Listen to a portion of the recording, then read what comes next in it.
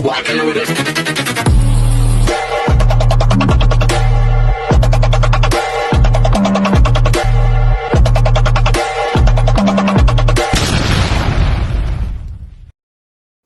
Hello beautiful people! Welcome back to my channel. This is your Mama Sam dito sa Sam Sam TV. Kamusta naman kayo mga amigo, amiga, kumare at kumpare? Sana lahat kayo ay okay ngayong gabi. Kung ako naman ang tatanungin nyo, medyo masama ang pakiramdam ko kasi meron akong running nose. Umatake na naman yung allergy ko yesterday kasi nga kahapon nag-iinuman kami ni PE teacher. May bisitang dumating na grabe. Ang panalo ng pabango niya, hindi ko talaga kinaya. Sobra yun, doon nagsimula. And then, I think kailangan ko lang siya itulog. Tapos, bukas, wala na yan. Charot. So, yun, grabe talaga. Pag nakakaamoy ako ng mga pabango, ay nako, ganito na ang nagiging pakiramdam ko. Nakakaloka. But, still naman na lumalaban. And then, of course, sana lahat kayo nakapaghapunan na ng bonggang-bongga. Ano ang ulam ninyo? Kami, ang ulam namin nino ay hindi kami nagluto. Kaninang tanghali, ang ulam namin patatim. Tapos ngayong hapon naman, nag-noodles. Kasi kumain ako sa labas, kumain ako with my friend, yung aking Indonesian friend. So, nag-usap kami about pageant, konting update, and then ayun nga, ang dami namin napagkwentuhan. Isa na dito sa mga napag-usapan namin si Michelle D. So, hindi siya makapaniwala na si Michelle D ay grabe yung Arriba. Sabi nga ganun, kung papansinin daw, yung pagkakapanalo ni Shanice Palacio ng Nicaragua at saka yung kay Michelle D ay sobrang layo daw talaga ng pinaggagawa kay Michelle D. Kasi daw, ito daw si Michelle D ay talagang busy-busyhan nga sa mga imbitasyon mula sa iba't ibang klase ng sponsor at then naloka nga daw siya kasi nagkaroon daw ng parade. So sabi ko sa kanya, dapat kanina interviewin ko siya para kay Michelle D. So kaya lang may music kasi doon sa pinuntahan namin. So wala kaming opportunity na makapag-record. By the way, doon sa kwento niya, sabi niya iba talaga ang Pilipinas, no? Sobra daw grabe si Michelle D sa mga eksena. And then, ang nakakatuwa daw, yung support ang nakuha daw talaga ni Michelle D sa mga Pilipino. So, sabi niya sa Indonesia daw, hindi daw ganyan kaso grabe sumuporta. But daw, ang Philippines daw talaga ay winner na winner daw talaga pagdating sa suporta. Sabi ko, oo naman. Pero may tinanong siya sa akin na natuwa ako kasi sabi niya, something mo, sabi niya, kung si Kristen Gravides ba ang naging Miss Universe Philippines, saan kayo mararating neto? Ako sabi ko, actually, maganda si Kristen Gravides and I love kung paano talaga umatake din yung kanyang styling, everything. Kaya lang kasi sabi ko, siguro kay Kristen Gravides, medyo first-timer pa kasi neto sa pageant ng mga national pageant. So parang feeling ko, konting hilot pa. Siguro pagkatapos siya mag-Miss Charm, tapos pahinga lang siya ng mga ilang taon, tapos balik uli siya.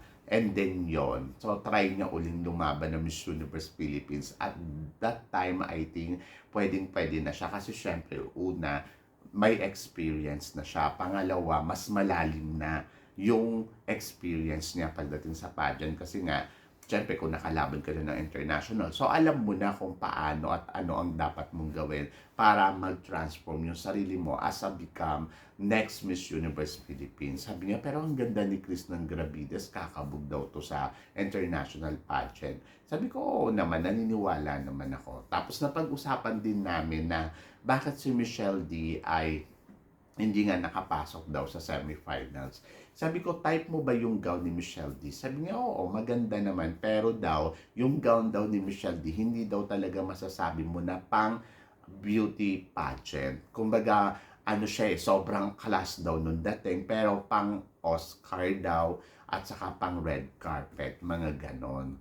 Sabi ko naman, oo, napansin ko nga din. Siguro ayun nga talaga yung naging sagabal din. Yung kumbaga parang, totoo nga naman, yung gown niya sobrang classic nung dating, pero hindi mo makita daw talaga na ginagamit to sa beauty pageant. So, parang feeling ko siguro, kung ang sinuot ni Michelle D na gown, yung mga gown na ginamit niya noon sa Miss Universe Philippines, mga ganon. Yung puti saka yung itim, parang feeling ko mas mapapansin pa talaga yon. But oo nga naman, hindi nga makarelate yung mga judges doon sa suot niyang gown. But by the way, sabi ko sa kanya, tapos naman na yon. Kumbaga, parang wala na, hanggang dun lang yon talaga yung destiny niya. Tapos sabi niya, pero sayang kasi daw, in fairness daw, kay Michelle D, daw talagang pang Miss Universe yung atake. Sabi ko, oo naman. Tapos sabi niya rin daw, actually kung nanalo to si Michelle D, malaki yung may papasok nga daw na pera dito sa Miss Universe. Sabi ko, pwede din. Pero sabi ko nga, hindi nga napansin nga ng judges, kaya nga hindi nga nakarating ng hanggang top 5. But siya daw, bilang Indonesian pageant fans lover, sabi niya naniniwala siya malayo daw ang mararating ni Michelle D kung nakapasok daw to sa top 5, either daw na first runner-up to o kaya title. Sabi ko, oo, parang feeling ko ganun din naman. Kaya lang nga, hindi nga siya pinalusot, sabi ko sa kanya. Sabi niya, may plano daw ba si Michelle di sumali pa sa ibang pageant? Ang sabi ko, parang feeling ko wala na. Pero sabi niya, kung si Michelle di daw ay pupunta sa supranational, baka doon daw talaga mag-title na si Michelle D. Kasi una, kilala si Michelle D ng supranational organization kasi napanood to doon sa Miss Universe. So malaking daw to bagay. Pangalawa, sabi niya yung atake kasi ni Michelle D, talagang pwede daw ipasok to sa supranational and then doon daw magta-title daw talaga. Parang feeling ko naman from universe tapos pupunta ka na supranational, ibababa mo yung sarili mo, galing ka na sa Miss World, tapos pupunta ka ng Miss Universe, tapos pupunta ka sa supranational. Parang I think hindi gagawin ni Michelle D yun. Parang feeling ko malabo sa eksena. Pero na lang siguro kung i-appoint siya na lumaban. But malay natin, kasi syempre 32 years old pa naman ang kinukuha nila. Ilang taon ba si Michelle D? Pero parang feeling ko wala sa vocabulary ni Michelle D na mag-join sa supranational. Kasi parang feeling ko, ibang level na kasi yung narating niya as a Miss Universe candidates na naging top 10. Kumbaga parang iba na yon eh. At plus from Miss World. Ngayon, kung dadalhin mo pa siya sa supranational, naniniwala ako, corona siya. Sa totoo lang, pag dinala mo siya sa supranational, magko-corona to si Michelle D. Pero, parang feeling ko, hindi susugal si Michelle D doon sa ganung part.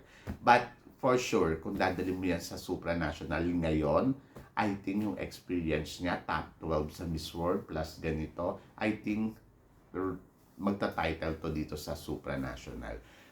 But, tulad na sinabi ko, hindi yan susugal ng ganun-ganun lang. Kasi syempre, iba yung standard kasi ni Michelle D. Saka, mahirap, parang paano kung hindi ka manalo, di ba? So, si Antonio Porcel nga, ano kay Antonio Porcel, okay yon kasi from supranational to universe. Ba't sila Lela Maswani? Sila Lela Maswani yon. Okay lang naman sa kanya na talagang sumugal sa ganun. Kaya lang parang feeling ko kay Michelle D, hindi ko nakikita na gagawin niya sumugal ng ganun. Kasi nga, sobrang feeling ko, mataas yung standard niya. And then, ang hinahanap niya talaga is to become a next Miss Universe. Kasi naniniwala siya doon sa platform. Ngayon doon sa supranational, parang feeling ko hindi niya papatulan o hindi niya to papatusin. Kasi parang, hindi pa ganun kanawin yung pageant talaga na masasabi mo na i-level mo sa ano. But ako, kung gusto niyo sumali, suportahan natin. Hindi naman natin i-ano yun, di ba?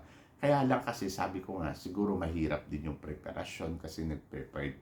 Yung pag-prepared kasi yun kasi yung nakakaano, saka yung gastos. Sabi ko nga, maswerte nga ang Pilipinas kasi si Michelle D yun ay palala natin sa Miss Universe ngayong taon na to. Tapos maganda din naman yung naging resulta. Kahit sabihin pa natin na medyo nakulangan tayo doon sa top 5, but Michelle D is one of the best talaga. At nakarating naman siya sa top 10, di ba? At kung titignan mo, si Michelle D, ito nga lang mga nakaraang araw, meron na naman siyang awardee, di ba? So, inimbitahan na naman siya ng Chinese community at para bigyan ng award, di ba? Doon palang panalo na. Kumbaga, parang hindi niya kailangan talaga yung corona ng Miss Universe. Is enough na para sa title niya, Miss Universe Philippines. Kasi daig niya pa yung nanalong Miss Universe. Sa totoo lang. Ito yung masasabi kong reyna na walang corona but minahal ng tao. Diba? At pinaniwalaan ng tao na siya dapat ang next Miss Universe. So, iba yun. Ibang level yun. So, congratulations kay Michelle D. And then, tignan natin kung may plano pa ba si Michelle D sumali sa iba pang pageant sa susunod na mga taon. Diba? So, hindi ko naiisip pa sa ngayon na sasali si Michelle D. Pero, kung may opportunity siguro na pwede uli siyang mag-join, tingnan natin kung kakagat siya sa supranational. So, sa Miss Grand, wala yun. Hindi na bawal na doon si Michelle D. Kumbaga, parang sasayangin lang yan ni Mr. Nawat. Mas maganda nang wag na lang talaga siya sumali.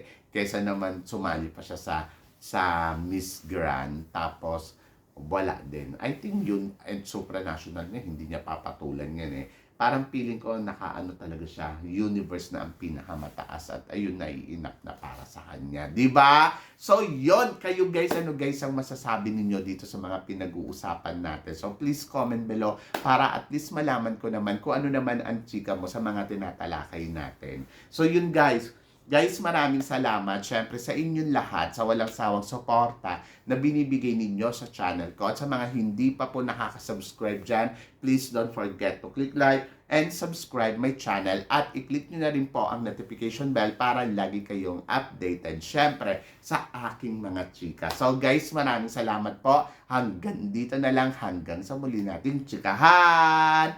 See you tomorrow. Thank you guys. Thank you.